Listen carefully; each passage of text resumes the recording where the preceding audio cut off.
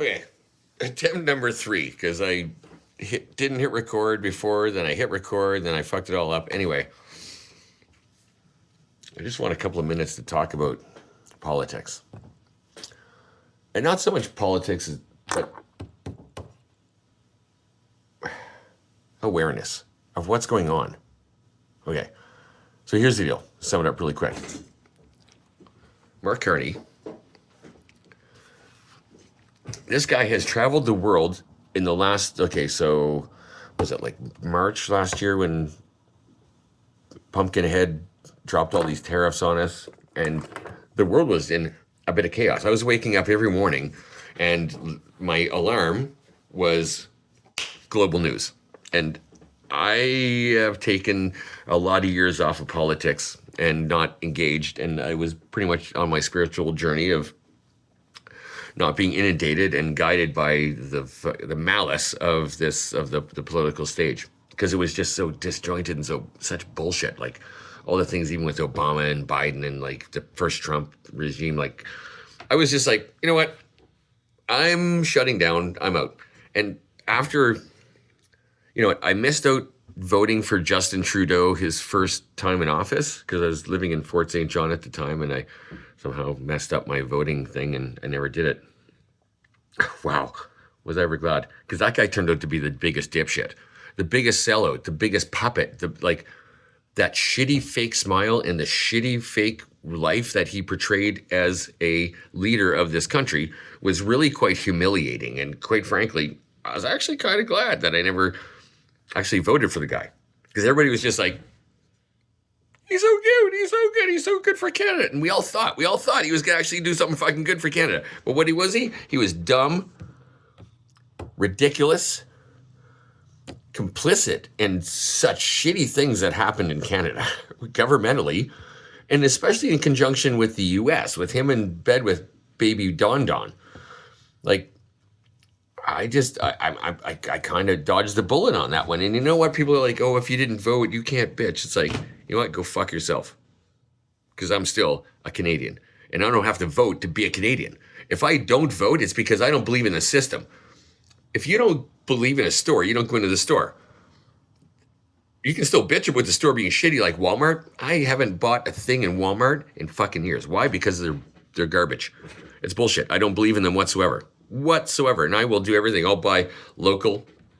I will ignore that company, like I've ignored politics, because it was just like the shittiest situation in Canada at a time when you got Me Too going on, you got the Trump going on, you've got just a whole bunch of super polarized situations politically. I just stepped the frick away from it until last spring, and then out of nowhere, I'm like, you know what? I actually want to kind of get up to speed on what's going on, because I didn't feel like I needed to, but I really had this weird desire to get on board and just sort of pick up what the political climate was in this world and how it affected our country, because I give a shit.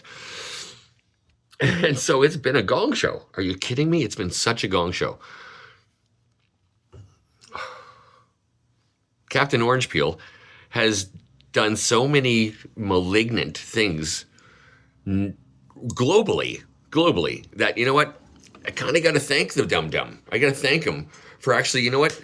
If it wasn't for him, I kind of don't feel like Canada could have made their way to the point we're at right now, which I strongly believe in. I've never seen such unity in Canada. All the shit I watch 6 to 8 hours every day. I pay close attention to what's going on geopolitically in Canada and around the world. And I look at all the things. I peruse all of the things. I want a really good overview of what the frick is going on. So I spend a lot of time doing it. You know what? That's how it is. And as I'm sure a lot of people do. But this is the first time I can remember in history that we have been so united in our conviction and our values to sustain what we, as the only, the biggest melting pot in the world. People are like, Canada has no culture. And I'm like, yep, Canada has no culture. Oh, but wait, our culture is based on our multiculturalism. And that multiculturalism is based on integrating ethnicities and immigrants who have come to our country that built the goddamn thing. We wouldn't have a railroad. We wouldn't have skyscrapers. Like, we wouldn't have the backbone of the country, and also the cultural influences that we have. You go to any Chinatown in Canada, and you have a real Chinatown. Toronto, Montreal, Vancouver, Victoria. Like, you go to Toronto, like it doesn't matter, everywhere. Like, Canada is built on this, like, you know what? Canada was like the hostel. Canada was like the fucking global hostel for people to come. And you know what? People stayed, and people brought their families, and they built something here. And as Canadians, like, we're super laid back. We don't have the Second Amendment right to carry firearms. So we're not like looking to like shoot our neighbors and like come out on the yard and like, what do you got? I'm going to blow you off my yard. Like, get off my property. That's not Canada. Canada has been one of the most welcoming places in the world. When I was a kid, all I could remember was like, we only wore blue helmets. We were a peacekeeping and peace-loving nation until George Bush dragged us into that desert war. For what? Lies. Fucking lies. And what has come out of the U.S. for decades now is nothing but lies.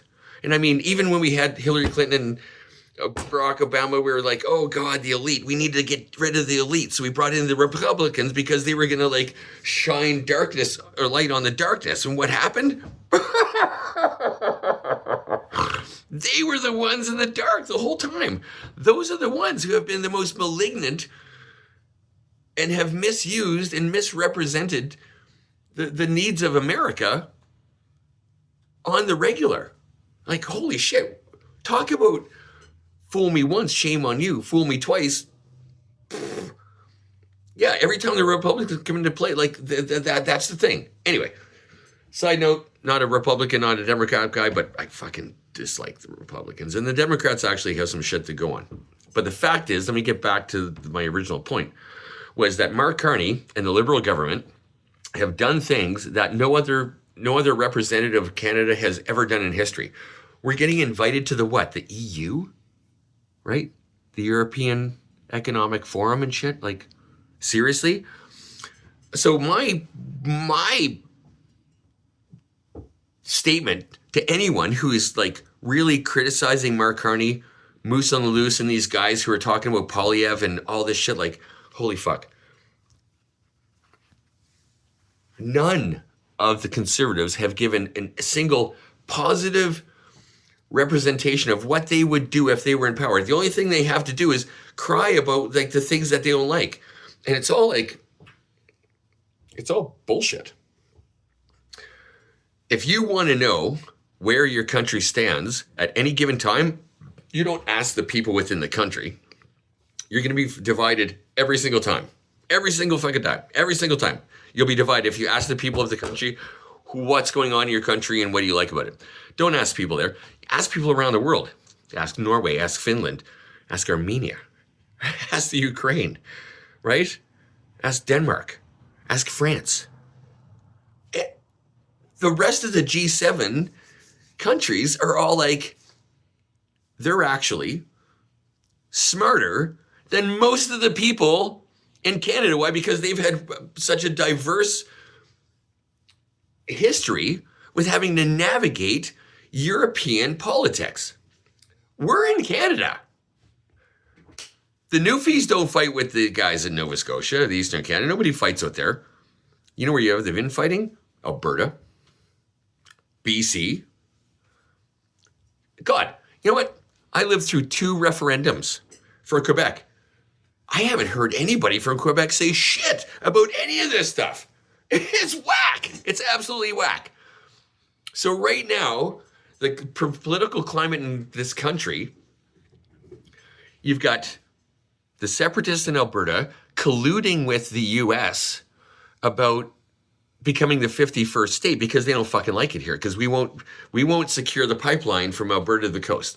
So Alberta's all like, oh, you guys are like making us really like we're impoverished. We're better than the rest of Canada. We should be in the 51st state. Well, fucking head that way. Go. Just fucking go. We will fucking plant dynamite on the borders. We will take the part of the continent. We can ship your shit right down to the Caribbean. You guys can get the fuck out of here. It doesn't matter. We don't need you up here. You're not going anywhere. You're just a bunch of fucking loudmouths.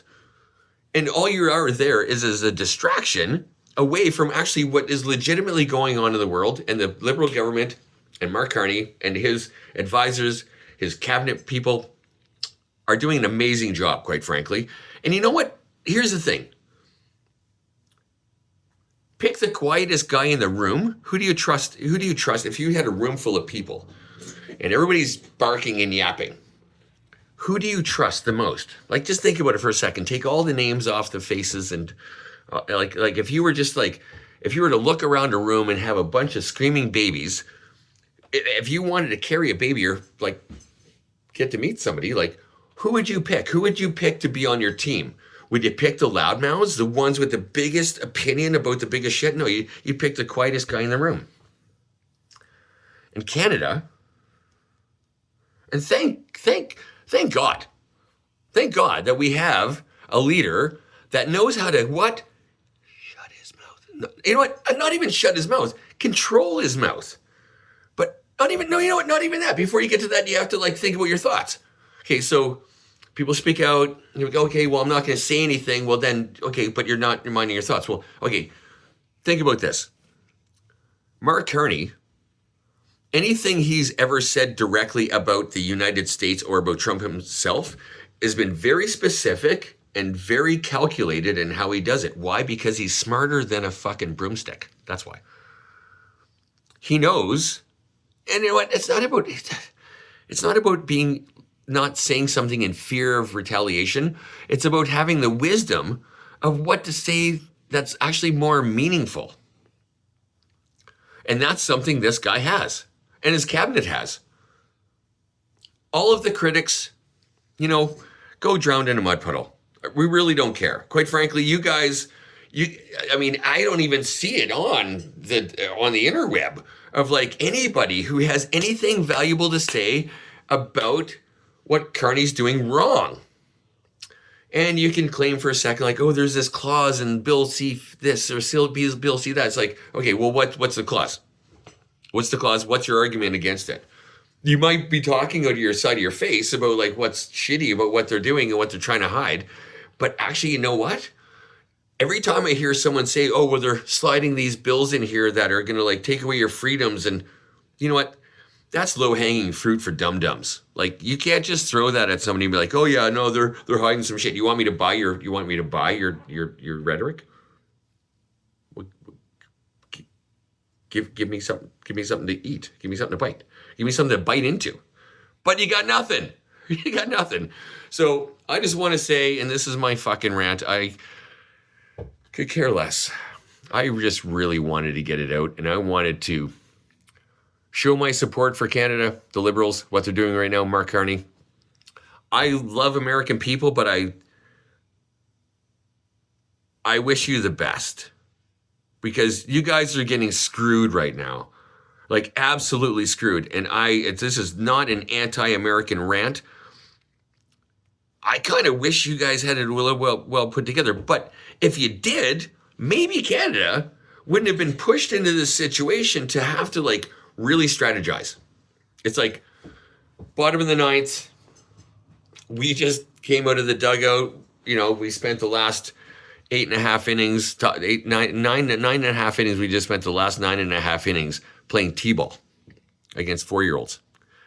And now at the bottom of the ninth, we come out and there's shit going on. And I just want to say that I think Canada is doing a great job. I think our leadership is spot on. I'm only ranting about the other side just because someone has to say something. Like really, somebody has to say something about this. And it's not a ridicule, because I've said some shit that's maybe kind of mean, but it's usually through this or whatever. But I mean, at the end of the day, it's like we just have to take care of everybody in the class. And you might not like what we make you do now, but you'll thank us later. I hope to God, you know, I wish nothing more than that Canada becomes unified. And like, I kind of feel like we already are. There's only a couple big mouths in the back of the bus, you know, back of the class, those bullies, those dum-dums that are just like, they get nothing better to say and their parents really didn't teach them right in the first place. Whatever the case may be. I think Canada's fucking awesome right now. So take that to the bank. Or take that to your heart. Like, you know what? Take it to the heart. Fuck, man. We're not getting buried. We're not as isolated as the U.S. is right now. We are way more self-sufficient. And if people can't see that and draw from that and then find the positivity to share it with every other one of your Canadian friends, then just fucking move.